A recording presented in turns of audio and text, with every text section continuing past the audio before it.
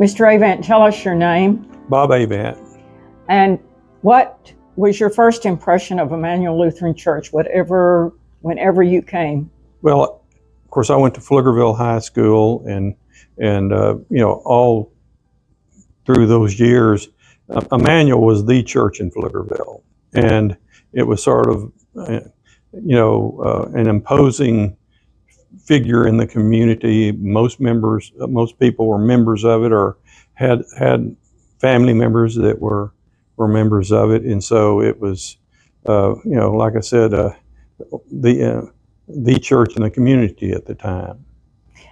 So at that time, the community was mostly farmland, and there were this place was really very close and part of the Bowles family farm. So somehow you're a little bit connected with the Bowles family also. So tell us a little bit. Well, about I'm Sharon Bowles' husband, and her father and her grandfather gave the land for the church going back to the creation of the church, and then I guess in the 80s, Sharon's dad Emil gave additional property for the cemetery and all that. So it's the Bowles family has a long history, because the old Bowles family farm surrounded the church property, and I can remember when they'd go to church, they didn't go out and get on the road. They drove across the pasture and went through the gate over here by the parsonage to go to church. They didn't have to get on the roads to go to church. And I think that's recognizes the generosity and charitable nature of the family. So one of the blessings, I think, of this campus, when you look at other churches, we are so blessed that we have a sanctuary, a parish hall, an office, a once parsonage, a day school, a gymnasium, a cemetery, and we still have some possible growth that can happen. So you've been a leader and very involved in church committees. Tell us your involvement with the church council. Well, Sharon and I was in the Air Force right out of high school from 68 to 72, and we moved back to Texas after I got out of the Air Force, and of course immediately transferred my membership here. Of course, Sharon was still a member at the time, and so we became real active in the youth league, as they called it back then. And then a few years after that, I was elected to the council, and that was back when Pastor Mulebrad was the only pastor we had. And so I did a lot on the council, served 2 terms on the council, and the second term on the council I was vice president, and that was the council where we decided to build the fellowship hall, the tilt wall, which was a big undertaking, because basically we didn't have a lot of space, and so putting in that new fellowship hall, it took a lot of sweat equity, and there was a lot of the members of the council and church members who were carpenters and farmers helped do a lot of the dirt work, if you will, and a lot of the construction, and then of course contractor came in and did the tilt wall part of it. So that was a big activity while I was on the council, and I enjoyed being on the council. Then after that, I was asked to be on 2 call committees, and I enjoyed doing that too. What was the experience on the call committee, working with the Senate and looking at applicants and then finally getting someone to actually decide? It's not a straightforward process. There are a lot of things you have to do to satisfy the Senate, for one. I mean, there's a procedure you have to go through. And so it's not, people might think, well, you just go interview pastors and pick the one you like. Well, it's not that easy. First of all, there has to be an available pastor that might be available. And even if you wanted to go out and recruit, say, a pastor that you really liked, that probably ain't going to fly with the Senate, because that pastor may not be available from his own or her own congregation. So you go through a pretty sophisticated process. You do a evaluation of the church. so you have to define what the church is, the resources of the church, the mission of the church, and that outline, if you will, then is given to the various candidates, so they sort of have an idea about the church. So the starting point is to go through basically a self-assessment of the church and the congregation, submit that back to the synod. Then you get, and that's a lengthy process, it can take several months, and then you get people who might be interested in serving, and then you can start looking at their resume, and you ultimately get to the point where you interview someone or multiple people, and then you hopefully the one that you like wants to come and a call's issued. But that process can take well over a year, maybe 18 months. It's not a very fast process. And it's probably designed intentionally so that you don't make precipitous decisions. But it was on the 2 occasions I was on call committee, it was a very interesting process, challenging process, and an enjoyable process. So we had a historic pandemic several years ago, and I think around that time, Pflugerville was also growing, and there was a need for what we now call the Safety and Security Committee. And you volunteered to head that up. So talk a little bit about how that was created, what their function is, and the importance of that, again, in carrying out our mission. Well, this actually started a little bit before, I guess, COVID got started. And that was, there were some awful instances of violence in small and medium-sized churches. Sutherland Springs, down near the San Antonio area, there was a person that came in and shot up the church during the services, and 20 plus people were killed. And it occurred to me that you hate to think about that, but had the church council thought through that, and did we really have any security procedures in place? What would we do other than after the fact call the police department? And so I met with council, and that would have been, I think it was early 2020. And I asked the question, do we have any policies in place on that? And obviously the council has fiduciary responsibility to operate the church and protect the property, but also to protect the congregation. It's their responsibility. And so they basically said, not really, and now you're the chairman of the committee to decide how we're going to do that.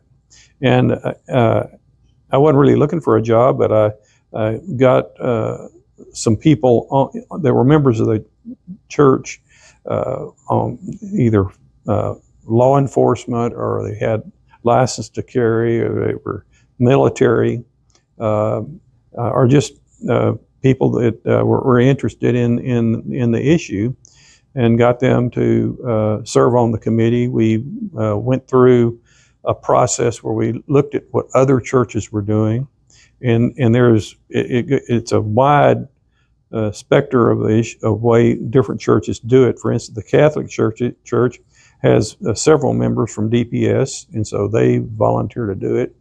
The Methodist Church basically hires security, and the Baptist Church hires security. And so we looked at all the scenarios and what we thought best fit a manual, and the committee determined that we wanted our security team to be effective, but to be behind the scenes. We didn't want it to look like a militarized presence. We didn't want armed police officers standing at our doors or roaming our halls. And so that was sort of the guiding vision on how we set up the security committee. And so we have a team of about six or eight members of the congregation for every service, the early and the late service, that come in and are in civilian clothes. Some of them are armed, some are not. All of them have to pass a background check, and they come to church. They do a walkthrough, make sure the church is secure, and then they watch the parking lot, which we've had several things happen in the parking lot that we were able to control. We've had some health incidents where we had to get with EMS on members of the congregation that had to have had a health event. And so a lot of different things happen, not only just from the security point of view, but also from the health point of view, helping, say, a member of congregation if they have a health issue. And so the team has really gelled well. I'm proud of the work they do. Most people of the congregation probably think that the security team are greeters. That's the way we want it. And we do that. We stand at the front door, we open the door, we say hello to people, but we're also making sure that everybody that comes in is not a threat to the church. And most people we know, and they aren't. But every now and then we'll have visitors, and so we check something out. I'll tell a funny story. I was standing at the top of the sanctuary one Sunday morning, and this Chevy pickup pulled up and backed up to the rock fence, and just sat there. And I didn't recognize him, didn't recognize the church, and so I, casually watched him. And finally, he got out of the pickup and came up and said, "I know I'm making you nervous, but I'm the harmonica player at the second service." And I said, "Well, I appreciate you telling me that." But that's sort of how we do it. And the other things, we have special events like Trunk or Treat is a special event where the security team helps direct traffic, and the members really enjoy that because they get to see the kids in their outfits, and they help people drive and park. Parking is a big issue, and if you don't really take care of parking on a big event like Trunk or Treat or a big wedding or funeral, you can have chaos on this parking lot because you can have 400 cars here, and it's if you don't have somebody directing traffic, if you were you can have chaos. And so the security team helps a lot on the luminary too, directing traffic in. And so the security team does a lot more than just do security. They help on some logistical things too. I think they've also made recommendations on certain locks or certain doors. In other words, when you see something that can be enhanced to improve security, y'all recommended that too. That's right. And one of the first things we did was do a walkthrough of the facility just to see where the threats were. And it turns out we have like 12 different doors to this church that some of them are more secure than others. And so we tried to make sure that all those doors were secured at the end of the day, or if there's a special event on a Saturday, make sure that's done. On numerous occasions when we'd come here on Sunday morning and do the walkthrough, we would find an unsecure door. And so that concerned us greatly. So we've done a lot better job recently on making sure that after there's a special event, say on a Saturday evening, that all the doors are checked and locked, because that would be a great opportunity for somebody to come in and cause damage to the church or be laying in wait for a Sunday service. So we're very careful about that. And so we have at least some policies and procedures that are followed. Long range, I don't know that you've ever been on the long range planning, but if you were looking into the future for Emmanuel, what would your crystal ball look like? Well, we have a wonderful facility, and it needs, and parts of it are 100 not 150 years old, because the church, the old church is not 150 years old, but there is always the need to upgrade and improve, and things like the new sign out front, doing things to improve the older sanctuary.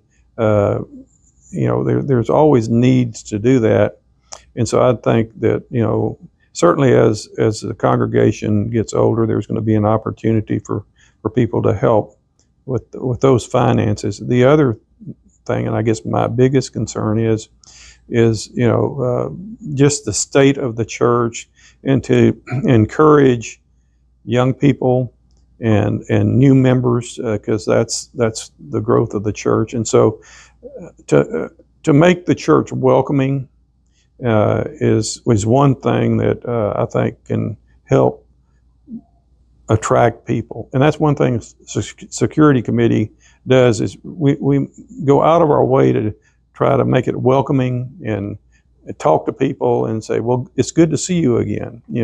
We've seen you several times. Welcome. And so we tried to sort of be a welcoming committee and make it a welcoming place. And that's, I think, sometimes Lutheran churches are sort of have a reputation of being stoic and cliquish, if you will. I don't think this church is that way. And certainly we have a wonderful pastor, and the council does a great job. And I think to have a church that is welcoming is going to be the future. So we have two final things. If there's any other subject or issue or challenge you would like to share, and then the last question is, we would like to know what Emmanuel has meant to you personally, and we thank you very much for sharing your thoughts with us. Well, I guess